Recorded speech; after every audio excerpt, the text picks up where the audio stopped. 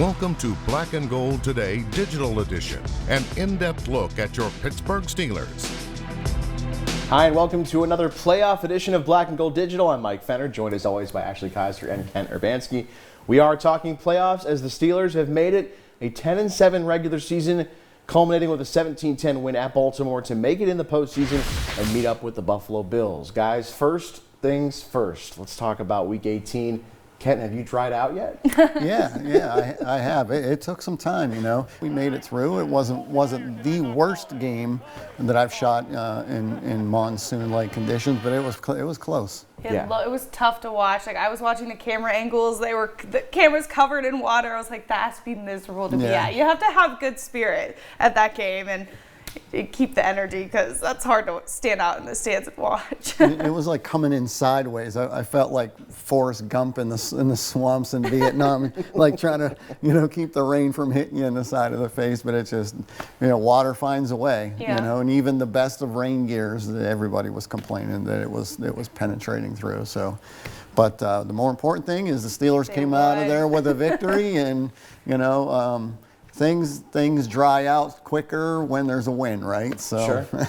Pittsburgh picks up the 17-10 road win in Baltimore. They had a nice start. Najee Harris, the early touchdown. Tie game at the half, and then into the fourth quarter, and then all of a sudden the switch goes off. One play that changes the game. The 71-yard touchdown. Mason Rudolph hits Deontay Johnson, and that seemed to do just enough to lift this team over the top. What can you say about the way that Rudolph's been able to be deadly accurate in the most important moments of games like this in these last 3 weeks? Yeah, it's crazy how he just came in, and I remember we were just sitting here talking about, I don't know, coming off the bench, or is he going to be able to do it? And he has exceeded, I feel like, everybody's expectations and how well he's been doing and how well the offense has been feeding off of his energy. It's just clicked. It's clicked so well. And that play that you're referring to with Johnson, 71-yard run, it was just incredible. Sparked the energy for the game, and the Steelers just kept powering through. Yeah, it's like reminiscent of the big opening day or opening play that he had with Pickens, right, in the game before. It's like, but where is that for the rest of the game? It's like, it doesn't have to be for a 71-yard touchdown every time, right? But how about a 20-yard or for a first down, or just to pick up? It's there. Boy, but he's on a dime with that. It hits him in stride. There's no stopping that. So I'm going to need something similar in a big play like that in Buffalo in order to come out of there with a win. I feel like he's just really focused. You can kind of see in the locker room and practice, it's just like blinders are on, and it's game time every day. Like, he's just focused. And I think that, it's working in his favor, right? Yeah, I think what he say in the last soundbite was that he's just doesn't want to. He's focused, and he doesn't want to taking the opportunity, give him whatever they're giving him, and not forcing is what I was trying to come out with. And that's a key to success. Might not be pretty the whole game through, but like you said, he just comes through with a big play like that, and that's what you need. We can talk about obviously the defense as well, that's been doing so well for the Steelers, but obviously T.J. Watt got hurt this past game, going to be in big impact in this next one, but players stepped up in this last game, right? And they did well. Yeah, on defense, T.J. Watt with a couple of sacks. He ends up going down. Did get AFC Defensive Player of the Week honors as well. You had guys like Marcus Golden come in, Nick Herbig making plays, Mark Robinson as well. Right. But the loss of Watt is significant. In games he's not started, Pittsburgh 1-10. That's a pretty tough stat to chew on. Of course, hate to see him go down. I hate to see. You got a great shot of it, but obviously really hard to see that emotion, because you just know how much he invests in it, just like all these guys do. But he especially. How about some elite company, though, with those couple sacks? Gets to 19, the league leader, and one of only 4 guys, including his brother J.J., to have multiple 19-sack seasons. He's got to be the defensive player, right? Right. And if he's not, it's a shame. Yeah. Then it's political or something like that. I just don't understand. But yeah, he's got to be. And it's interesting too that he went down, left the game, and still got Defensive Player of the Week. Sure. He still wasn't even in for the whole game, and still did amazing. Still a game record. Yeah. No doubt. So now Pittsburgh. Before we get into the playoffs. Okay, so you get through Saturday. We're talking in the locker room. Hey, you guys don't control your fate. You're going to have to wait another day. It could be for the 1 o'clock slot. It could be all the way through Sunday Night Football. And then they get some help. and the Jacksonville Jaguars slip up and stumble against the Titans. So that puts Pittsburgh in the playoffs before the Sunday night game even starts. It also puts the Bills in the playoffs. Right. And then Buffalo eventually goes on to win the AFC East, defeating Miami to set up this matchup. Sounds like Permani's just sending some sandwiches down to a certain city. But down if there. that isn't a recipe to keep the eyeballs in the audience on and Exactly. until the very end game, that was perfect. And Yeah. because it had, I can't usually hang that late at night. So, and it had me, the Bills-Dolphins game had me all the way to the end. So. I feel like the whole day everybody had their fingers crossed. Like you're checking scores, you're watching the game constantly. I was checking all the scores at the last second, texting you. But I just can't even imagine being a player and knowing you won and then just being like, well, we've got no control over where what the chips happens fall. next. Yeah, we'll just Well, wait I and think see. knowing that they were in, right, takes the pressure off. It's just where you're going. you Yeah. know, and so- After that 1 o'clock slot, Yeah, yeah, right. for sure. Yeah, absolutely. Also, just if you end the regular season on a win, too, you at least know we did our best, and the last 4 games have been so good. You know, we can only do that. So the rest is in the rest of the league's hands to see how we end up. But it's got to be hard to watch as a player, wondering if you're going to come back for another week. Yeah, hanging on every single snap. So now we look ahead. It will be Buffalo. It will be at Highmark Stadium in Orchard Park. Bills coming in as a heavy favorite. No TJ Watt for Pittsburgh. Initial thoughts on just this matchup and maybe the predictions that we have in store for this one. I know you're keeping the faith here for the number 7 seed. Yeah, tough game, tough place to go and play and win At this time of year. Right, and 7 seeds haven't really done well against 2 seeds in the playoffs, but I think that changes here. I think weather could play a huge impact in the game, and whether it does or not, I think the Steelers' run game can control the line of scrimmage, keep Josh Allen off the field, and limit his possessions, and that's the guy that really can hurt you. So if the Steelers' run game continues with their 135, 139 yards per game, I think they have a great shot to win this. I feel like every week we look at the statistics and the records, and you make your prediction that way. At least that's how I do.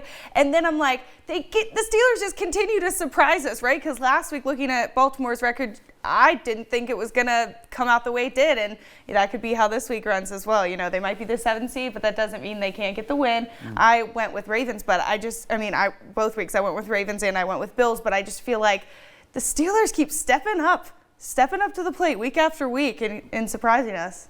You've covered a Super Bowl run where, Pittsburgh had to win 3 games on the road to get first 6 seed to win. Exactly. Right. So and no one gave them a shot there, but soon as they won that first one in Cincinnati, and then it was going to Indianapolis to play Peyton Manning. Nobody gave them a shot. No gave them a Back shot in there, and the 05. Steelers came right out and just dominated the game right from the get-go. So, like I said, Mason's playing well. Mason's confident. The run game is going to help him out. If he can spread the defense out a little bit and keep the run game going and then take a few shots downfield to Pickens and Deontay Johnson, you got something, But what I am concerned about is, Josh Allen is a football player, man. That guy is hard to stop. He's hard to bring down. He reminds everybody who's said that I've heard references to John Elway, but I think there's a lot of early Ben career in Josh Allen. Oh, yeah. Escapability, how hard to bring down, makes plays outside the box, and so you got to limit that. And he's got a couple of great tight ends up there to throw to that Pittsburgh has trouble covering the middle of the field. So I don't know. I think it's going to be a tighter game than most. I think I have 23-20 in my picks. I think it's going to come down to a Chris Boswell field goal at the end to win it. There you go. Could be. I think it's also interesting. We talk about the weather playing an impact. The Steelers practiced at Acrisure Stadium a few times this week. And Coach Tomlin said it wasn't necessarily just for the weather impact, because it's been rainy and snowing in Pittsburgh and windy as well. And they're going to run into that at Highmark Stadium. But also just having the atmosphere, being on that field.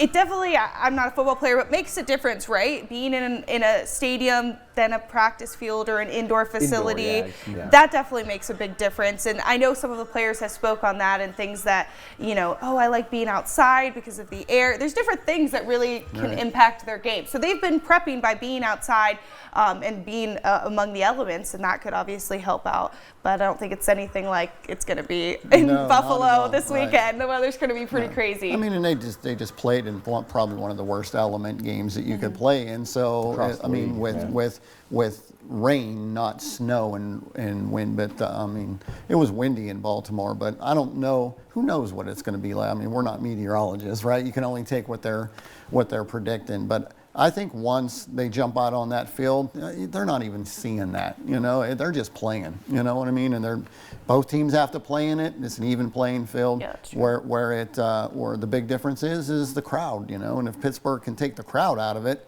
then, you know, like I said, they have a shot. But, you know, if they let Josh Allen go, you know, make a couple big plays and they get down real quick, that crowd's going to be crazy. It's going to be tough to win. Josh Allen, 4,300 yards passing, 29 touchdowns, 18 interceptions. So I think turnovers might be the biggest factor in this one. He is a little bit erratic with the football. Yeah. Buffalo has a tendency to give the ball away.